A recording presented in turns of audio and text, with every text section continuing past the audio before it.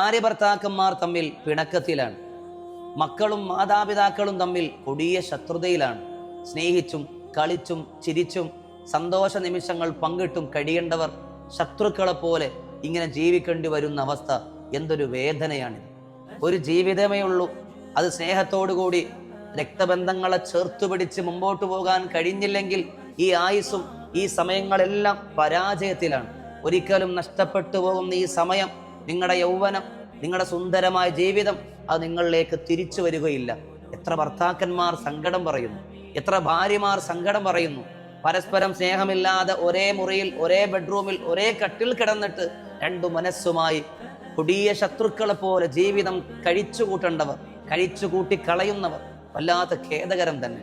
നിങ്ങൾക്കിടയിൽ സ്നേഹബന്ധവും ഐക്യവും സമാധാനവും ഇഷ്ടവും നിലനിൽക്കണമെങ്കിൽ നിങ്ങളുടെ ഭക്ഷണത്തിൽ യാ കബീറു യാ അല്ലാ, യാ വദൂദ് യാ അല്ലാ 1000 പ്രാവശ്യം ചൊല്ലി മന്ത്രിച്ചാണ് ഭക്ഷണം ഒത്തൊരുമയോടുകൂടി കഴിച്ചാൽ നിങ്ങളുടെ മനസ്സുകൾ തമ്മിൽ പിരിയൂല.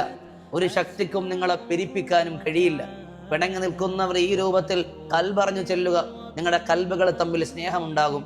നമ്മുടെ നാടുകൾ, നമ്മുടെ വീടുകൾ സ്നേഹം നിലനിൽക്കട്ടെ. ഈ ദിക്ർ പതിവാക്കൂ. അള്ളാഹു കബൂലാക്കട്ടെ. അസ്സലാമു അലൈക്കും.